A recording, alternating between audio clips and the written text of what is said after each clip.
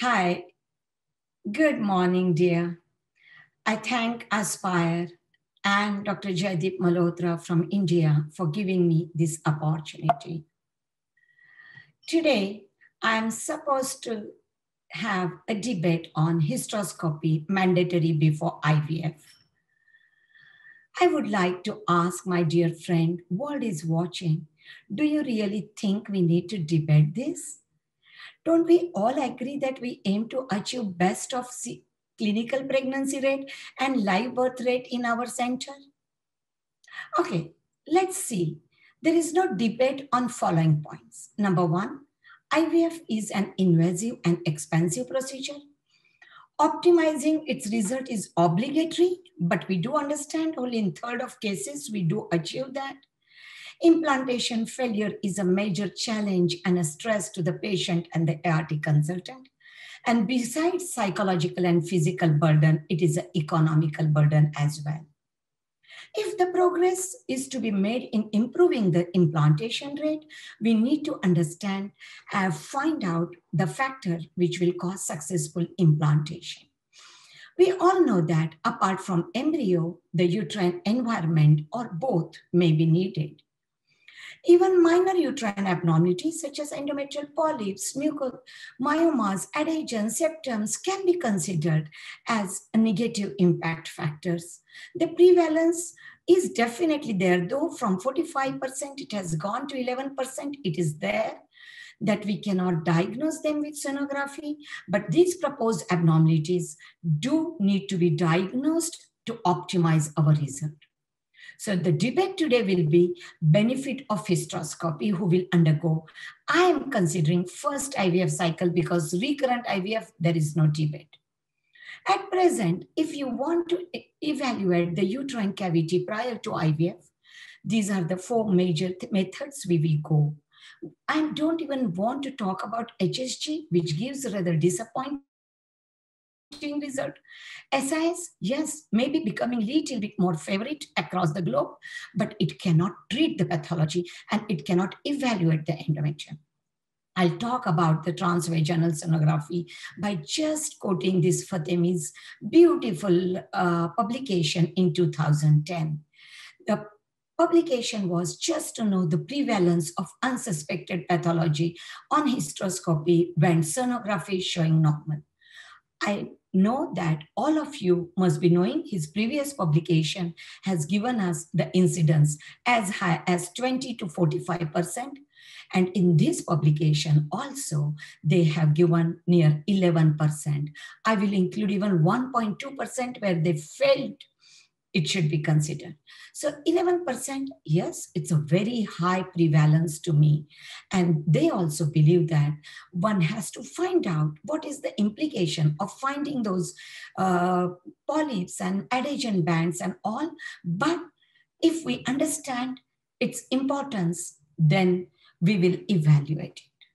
So we all understand that whether sonography or hysteroscopy, uterine cavity and endometrium has to be evaluated. The only question is how. How do we evaluate the cavity and endometrium? And I want to ask my dear friend, just unconsider, do you evaluate the endometrium by any other method than hysteroscopy? Let's talk two few important points for hysteroscopy. One, most important, it is an accurate method. No false positive and no false negative, like we get in HSG and sonography. What you get to see is there inside. And what is second important is you see and you treat in the same sitting. Endometrium, best evaluated or only can be evaluated by hysteroscopy alone. And the most important thing is, if you want to take a sample for a histopathology, you can do at the same time. So friends, thank you so much. We all agree that hysteroscopy is a gold standard for its evaluation. The only three main issues for its argument coming is, you got to see the finding. Okay, we understand. What's the evidence that it affects our rates? Second, can you give me the safety of it? And third, its cost. I'm also going to tell many parallel benefits. Let's talk about evidence. The 10 minutes doesn't give me time to say so many evidence. I would like to quote only two important meta-analyses. One by Pundir in 2014, a fantastic meta-analysis. And I thanked Josna for taking efforts to come out with 3,000 participants with these all favored hysteroscopy. Believe me, friends, let me remind you, this study included first IVF cycle. It's not only the clinical pregnancy, but also showed the high live birth rate in the patients who are undergoing hysteroscopy even before first. So hysteroscopy, even in asymptomatic women, can improve the clinical pregnancy rate and live birth. There are many more studies like this which kept on publishing, but the Cochrane, my very dear friend, Mohan Kamath, was part with Sankara in this group. And what did this say? This has included 11 studies, assess effectiveness as well as safety. One, typical 10%. I know that one trial included all the infertile patients, not necessarily IVF, but it was very encouraging to see the ongoing pregnancy rate of that clinic from 10% jump to 23 to 81%. It's huge. While remaining 10 trials, which included 1,836 with the screening and 1,900 plus with no screening, and what they found is increase in the clinical pregnancy rate and increase in the live birth rate.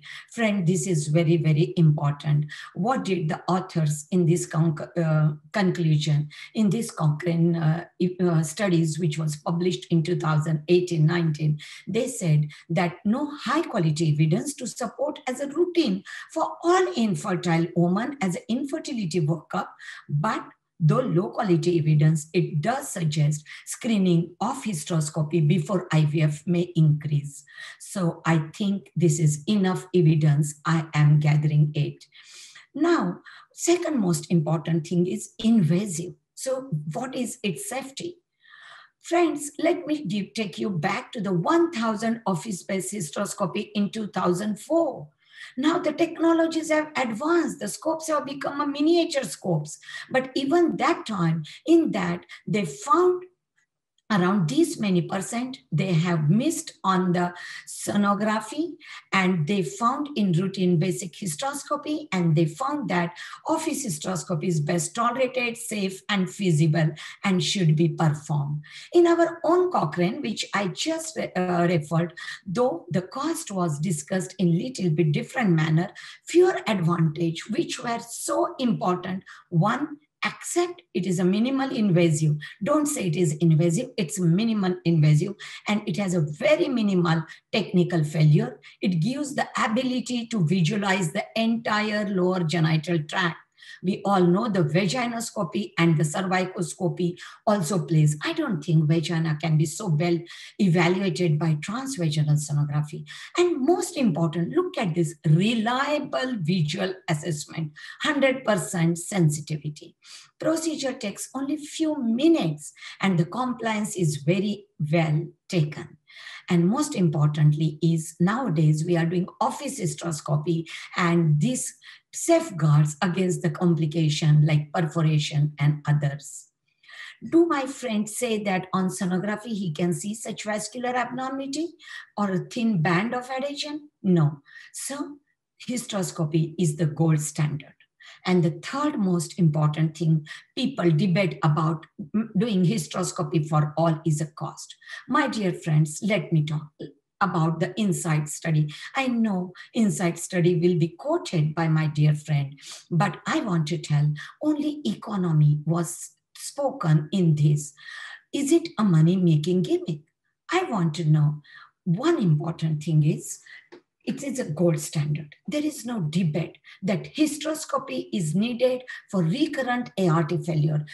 Meta-analysis over years, they have proved that hysteroscopy is needed even till 2000, which year is this? 2018. And beautiful meta-analysis saying there is a role of hysteroscopy in favor, and they found in so many percentage of the cases, the repeat pathology. And I'm sorry, the slides have gone ahead.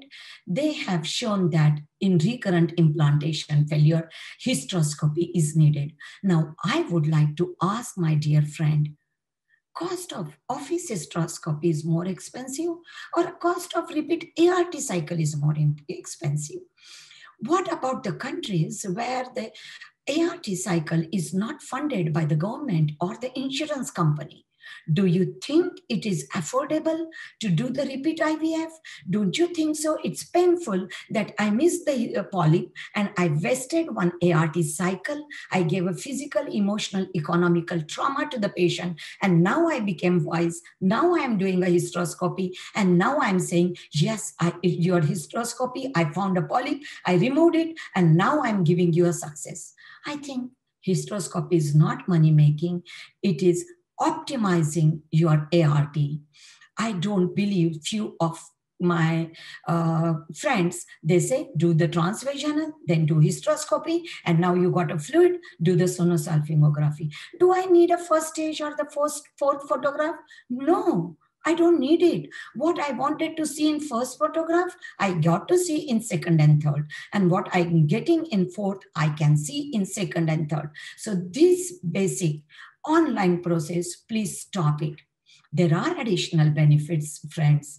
Endometrial injury, I don't need to tell about.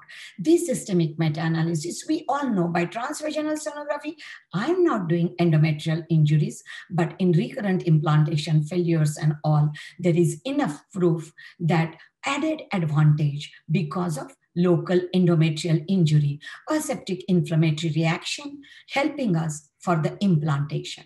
And the most important thing is trial transfer. Don't you think so? That by doing office hysteroscopy, I know the passage. Not necessarily everyone will have a straight passage from the external os till the fundus. So sometimes I'm sure all of you, those who are listening, have felt so many times difficulty in negotiating the internal os, negotiating the cervical canal. We don't want bloody transfer. We don't want our embryologist to refreeze so that I overcome it by doing a hysteroscopy and then I post the patient.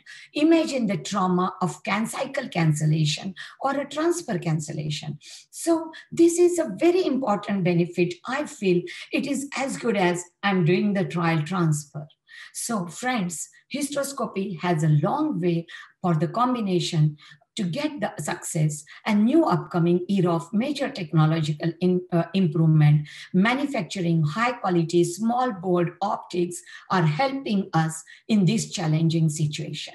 So to conclude, we all agree, and at the end, all will say normal ultrasound does not equal normal cavity. Easy embryo transfer, more accurate placement of embryos, and enhanced endometrial receptivity by endometrial stimulation in a previous cycle can be considered as a plausible explanation for the improved IVF outcome after normal hysteroscopy. Feasibility and efficacy prior to first IVF has been now accepted universally. Come on, we are in 2020. All truths are easy to understand once they are discovered. The point is you need to discover them. Do you want this view for your patient or do you want, I want to evaluate cavity. I'm seeing the uterus, the adnexa, I'm seeing the loops of bowel and the bladder, everything coming in the way. But here I'm seeing only the beautiful cavity I need to see. When it is obvious that the goals cannot be reached, don't adjust the goals. Adjust the action steps.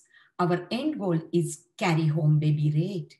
And the hysteroscopy is on the first step of action step.